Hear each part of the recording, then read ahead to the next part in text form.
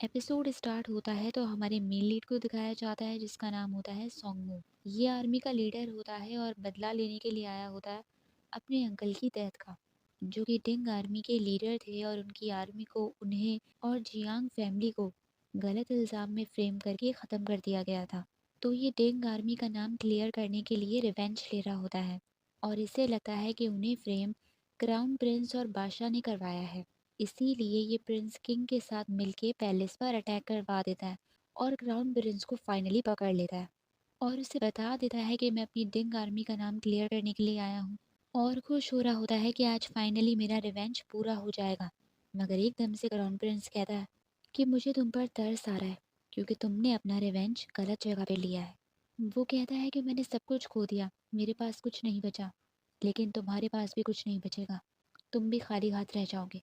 ये कहकर वो एकदम से अपने आप को ख़त्म कर लेता है। इसकी बातें सुनकर सोंगमू थोड़ा कंफ्यूज हो जाता है कि ये कहना क्या चाहता है कि मैंने अपना रिवेंज गलत लोगों पर लिया। दूसरी ही तरफ हमारी फीमेल लीड की एंट्री होती है जिसका नाम होता है दू जाओ। ये शहर के प्राइम मिनिस्टर वाइटिंग की वाइफ होती है। सबको पता होता है कि सोंगमू यहाँ पर रिवेंज लेने के लिए आया है, मगर सब उसे गद्दार और धोखेबाज कह रहे होते हैं।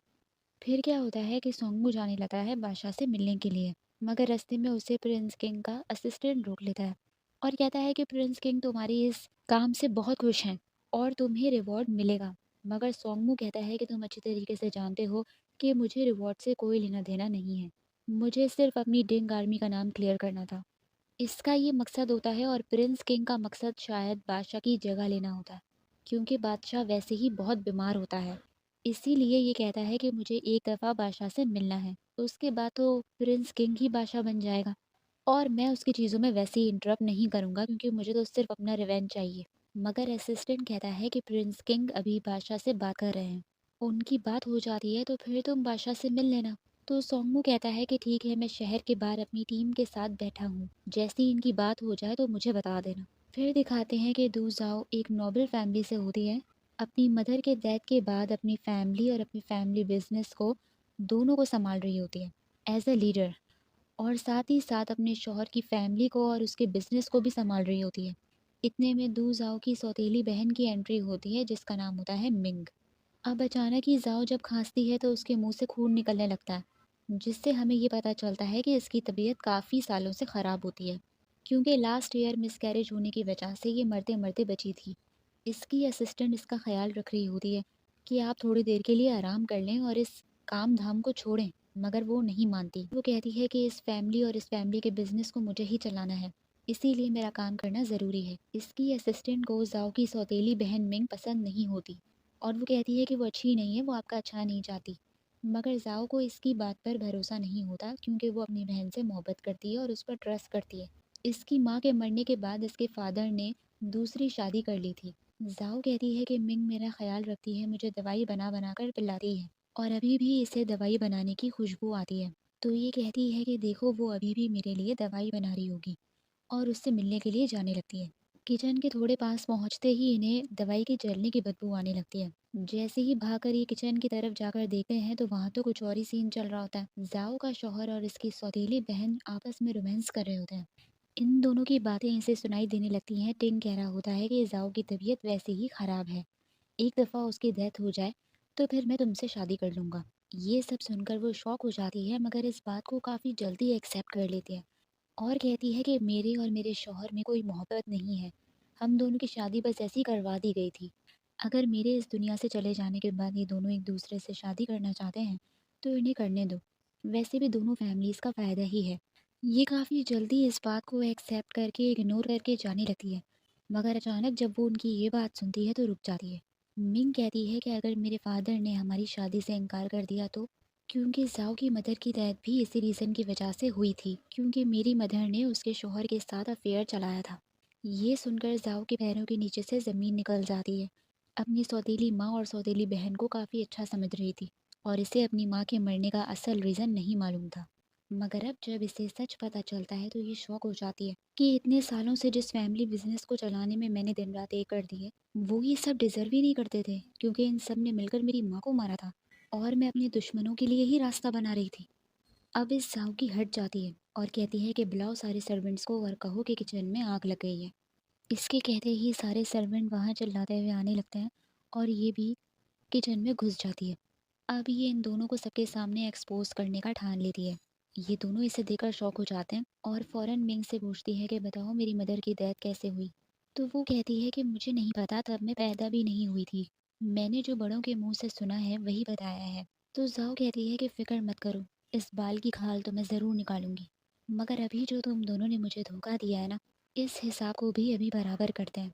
वो क्या करती है कि इन दोनों के कपड़े जलाकर सबके सामने फेंक देती है और इन दोनों की बातें सबके सामने एक्सपोज कर देती है कि मेरे शौहर ने मेरी स्टेप सिस्टर के साथ अफेयर चलाया है और मुझे धोखा दिया है। मैं दिन रात एक करके इस फैमिली बिजनेस को चला रही हूँ और ये दोनों सुबह सवेरे की हरकतें करते फिर रहे हैं, और अभी और इसी वक्त उसे और उसके घर को छोड़कर चली जाती है।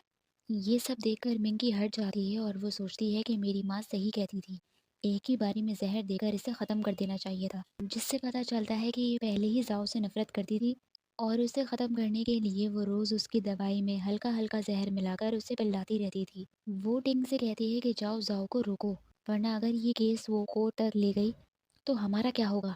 टिंग कहता है कि मैं ऐसा होने नहीं दूंगा, जाओ की वजह से अपनी फैमिली का रेपुटेशन ख़राब नहीं होने दूंगा।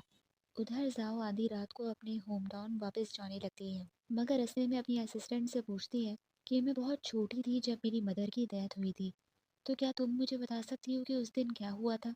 ये बताती है कि तुम्हारे फादर ने एग्ज़ाम पास किया था, तो इस खुशी में तुम्हारी मदर ने मुझे और तुम्हें तुम्हारे अंकल के पास भिजवा दिया था, उन्हें ये गुड न्यूज़ सुनाने के लिए। मगर जब हम वहाँ से वापस लौटे तब तक तुम्हारी मदर की डेथ हो चुकी थी। अब बातें करते हुए गाड़ी चला रहे होते हैं, इन्हें दिखता ही नहीं है कि सामने एक बच्ची खड़ी है। जैसे ही जाओ को नज़र आता है तो वो गाड़ी रोकने की कोशिश करते हैं। इससे पहले कि उस बच्ची को कोई नुकसान पहुंचता, वहां पर सोंगमू पहुंच जाता है और अपनी तलवार मारकर उनकी गाड़ी के टायर को ही तोड़ देता है, जिससे जाओ बाहर आकर गिरने लगती है, मगर ये फौरन आकर उसे बचा लेता है।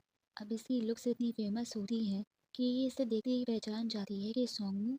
ये जब सोंगमू को उस बच्चे की केयर करते हुए देखती है कि वो उसे सही सलामत उसके घर पहुंचवा रहा होता है, तो ये हैरान हो जाती है कि ये इतना क्रूर और ईविल भी नहीं है जितना इसके बारे में रूमर्स फैले हुए हैं। अब इतने में सोंगमू के एक और दोस्त की एंट्री होती है जिसका नाम होता है योंग। और जब ये जाओ की तबीयत खराब देखता है कि वो खांस रही होती है लगातार, तो ये इसे अपने साथ चलने को कहता है कि हमारे साथ चलो। इतने में कोई इन पर चुपके से नज़र रख रहा होता है और इसे पता चल जाता है कि ये लोग कहाँ जा रहे हैं। ये लोग जो है वो टेम्पल आ जाते हैं। वहाँ ये जाओ को दवाई बनाकर पिला रहे होते हैं, गरम गरम सूप पिला रहे होते हैं और इससे पूछते हैं कि अब सच बताओ कि रात के इस टाइम तुम कहाँ जा रही थी। वो बताती है कि मैं अपने घर वापस जा रही थी, मगर ये लोग यकीन नहीं करते जब इन्हें पता चलता है कि ये टिंग की वाइफ है। इसीलिए अपने आप को बचाने के लिए इसे सच बताना ही पड़ता है कि मेरे शौहर का मेरी स्टेप सिस्टर से अफेयर चल रहा था, तो मैं उसका घर छोड़कर वापस अपने घर जा रही हूँ ताकि उससे डिवोर्स ले सकूं। इतने में सोंगमू की भी तबीयत खराब होने लगती है। ये देखकर जाओ शॉक होती है तो वो कहता है कि आई एम सॉरी, मैं एक हारा हुआ इंसान हूँ और मेरी तबीयत भी ठीक नहीं है, क्योंकि मैंने अपनी सारी ज़िंदगी की एफर्ट्स गलत लोगों पर लगा दी। इसकी आंखों में पछतावा नजर आ रहा होता है जाओ को कि इतने में योंग आकर इससे कहता है कि तुम दोनों की तकदीरें एक दूसरे के साथ जुड़ी हुई हैं। तो जाओ फिर से हैरान हो जाती है कि ऐसा कैसे हो सकता है कि अचानक से इनके टेम्पल के बाहर प्रिंस किंग का असिस्टेंट अपनी पूरी फौज के साथ खड़ा हो जाता है आकर और कहता है कि प्रिंस किंग ने तुम्हें ख़त्म करने का ऑर्डर दिया है, चाहे तुमने उनका जितना भी साथ क्यों ना दिया हो। प्रिंस किंग इसे धोखा दे देता है, अभी बादशाह बना भी नहीं होता और पहले ही इसे रास्ते से हटा रहा होता है। सोंगमू कहता है कि मेरे साथ इस प्लान में वो भी शामिल था, अगर मुझे ख़त्म कर देगा तो दुनिया वालों को क्या जवाब देगा। तो असिस्टेंट कहता है कि तुम्हें इस चीज़ की फिक्र करने की बिल्कुल ज़रूरत नहीं है, क्योंकि प्रिंस किंग बिल्कुल भी नहीं फंसेगा, फंसोगे तो तुम और ये जाओ। इतने में जाओ का हस्बैंड आ जाता है ठीक, जिससे पता चलता है कि ये सब मिलकर इन दोनों को फंसा रहे होते हैं एक नए केस में कि इन दोनों का अफेयर चल रहा है और ये सोंगमू मेरी बीवी को भगा ले गया। और इस बात के लिए प्रिंस किंग और ये सब मिलकर इन्हें ख़त्म कर रहे होते हैं। ये सुनकर जाओ हैरान हो जाती है और अपने शौहर को गालियाँ निकाल रही होती है कि तुम्हें शर्म नहीं आती, अपनी की हुई हरकतें तुम मुझ पर डाल रहे हो। सोंगमू कहता है कि प्रिंस किंग को मैं एक पल के लिए जिंदा छोड़ भी देता, मगर अभी जो उसने मेरे साथ किया है उसके बाद तो हरगिज़ नहीं। जिससे पता चलता है कि सोंगमू ने पहले ही प्रिंस किंग के पास अपने बंदे भिजवा दिए होते हैं उसे ख़त्म करने के लिए, और वो उस पर अटैक कर देते हैं। और यहाँ पर भी वो अपनी आर्मी को बुलाकर इन सब पर अटैक करवाता है और इनकी फाइट शुरू हो जाती है। ये देखकर इनकी हालतें पतली हो जाती हैं और सबसे ज़्यादा ज़ाओ के शौहर टिन की हालत पतली हुई भी होती है, कोने में दुबक कर बैठ जाता है। इससे बड़ी होती है कि बस किसी तरीके से ज़ाओ को ख़त्म कर दिया जाए। तो प्रिंस किंग के असिस्टेंट के साथ जो गार्ड होता है, वो कहता है कि मैं जाकर उस ज़ाओ को ढूँढता हूँ और उसे ख़त्म करता हूँ। ज़ाओ को योंग पीछे के साइड से लेकर जा रहा होता है, मगर इनको ढूँढता हुआ वो गार्ड यहाँ तक पहुँच जाता है। ज़ाओ को बचाने के लिए वो योंग उसको रोकने के लिए आता है, मगर इससे भी वो गार्ड चाकू मार देता है। और इस दौरान ज़ाओ की असिस्टेंट को भी चाकू मार देता है वो, क्योंकि वो ज़ाओ को बचाने की कोशिश कर रही होती है। मगर ज़ाओ तो वहाँ स्टैचू बनकर खड़ी होती है, क्योंकि क्योंकि अपने सामने इतनी सारी मौतें देखकर और साथ में अपनी असिस्टेंट को मरता हुआ देखकर वो शॉक में खड़ी रहती है। इसको इतना गुस्सा आता है कि वो उल्टा उस गार्ड को मारने के लिए आने लगती है, मगर वो गार्ड इसे रोक लेता है। और इससे पहले कि वो इसे ख़त्म करता, पीछे से सोंगमू आकर उस गार्ड को ख़त्म कर देता है। अब सोंगमू वहाँ उन सब लोगों से लड़ा होता है, मगर वो गार्ड अभी तक पूरे तरीके से मरा नहीं होता और उठकर फ़ौरन सोंगमू को चाकू मार देता है। तो सोंगमू भी अब कोई कसर नहीं छोड़ता और उससे पूरी तरीके से ख़त्म कर देता है कि भाई तुम जान छोड़ो। सबको ख़त्म करने के बाद सोंगमू की खुद की हालत ख़राब होने लगती है, तो ज़ाओ आकर उसकी केयर करने लगती है कि तुम ठीक तो हो। वो ज़ाओ से कहता है कि भाग जाओ यहाँ से, मगर वो नहीं भागती उसे छोड़ के और कहती है कि चलो मेरे साथ, हम दोनों साथ चलते हैं। अब ये लोग जा ही रहे होते हैं कि इतने में यूंग की आखिरी सांसें चल रही होती हैं और जाते जाते वो इनके लिए एक सीक्रेट दरवाज़ा खोल देता है। वो उनसे कहता है कि फटाफट यहाँ से भाग जाओ। वो इससे बात करने में टाइम ज़ाया कर रहे होते हैं कि तब तक दूसरे गार्ड्स इनके पास भागते हुए आने लगते हैं। तो सोंगमू फौरन जाओ को लेकर भागने लगता है। तब तक उस योंग की भी डेथ हो जाती है, मगर अचानक कोई शख्स आता है और उन्हें तीर मारने लगता है। उसकी शक्ल नहीं दिखाते, उस टाइम में शक्ल छुपाई हुई होती है और वो इन दोनों को ऐसा तीर मारता है कि वो दोनों को ही तीर लगता है और वो शीशा तोड़ के कहीं गिरने लगता है। अब इसी दौरान ज़ाओ की बॉडी वापस हवा में ऊपर आने लगती है और उसके कान के पीछे एक फ्लावर का निशान आ जाता है और दिखाते हैं कि वक्त वापस पीछे चला गया और ज़ाओ वापस अपने बचपन में आ जाती है। जब उसकी आँख खुलती है तो वो अपने आप को देखकर हैरान हो जाती है कि मैं छोटी बच्ची। इतने में उसकी माँ और असिस्टेंट आकर इससे मिलने लगती हैं, बातें कर रही होती हैं। तो ये उनको देखकर रोने लगती है, उन्हें गले लगा लेती है। इससे सब कुछ याद होता है। उधर दिखाते हैं कि सोंगमू भी वापस अपने बचपन में आ जाता है। जब इसकी आँख खुलती है तो इसे सही तरीके से कुछ भी याद नहीं होता। इसके दिमाग में सब धुंधला-धुंधला होता है। इसे लगता है कि उसने एक ड्रीम देखा है। फिर दिखाते हैं कि इन दोनों की रास्ते में एक दूसरे से मुलाकात होती है। ज़ाओ उसे देखकर पहचान लेती है कि ये सोंगमू है, मगर सोंगमू नहीं पहचानता। वो सोचती है कि लो शायद ये भी वापस आ गया। अब फिर से वही सीन रिपीट होने लगता है। ये वही दिन होता है जब उसका फादर एग्ज़ाम में पास हुआ था। तो उसकी मदर फिर से ज़ाओ को और उसके असिस्टेंट को अंकल को ये न्यूज़ देने के लिए भेजने लगती है। मगर ज़ाओ कहती है कि नहीं, अब मैं वो सीन दोबारा रिपीट होने नहीं दूँगी। पर अपनी माँ से कहती है कि हम वहाँ जाके क्या करेंगे? ऐसा करें कि आप अंकल को यहीं बुला लें। तो इसकी माँ इसकी ये बात मान जाती है। ज़ाओ कहती है कि अगर मुझे ये अपॉर्च्युनिटी मिली ही है, तो अब मैं सब कुछ बदलूँगी। मैं अपनी माँ को प्रोटेक्ट करूँगी। और यहीं एपिसोड ख़त्म हो जाता है। तो आप लोग मुझे बताइए आप लोगों को एपिसोड कैसी लगी? लाइक कीजिए, सब्सक्राइब कीजिए और कमेंट भी कर दीजिए। Thank you so much.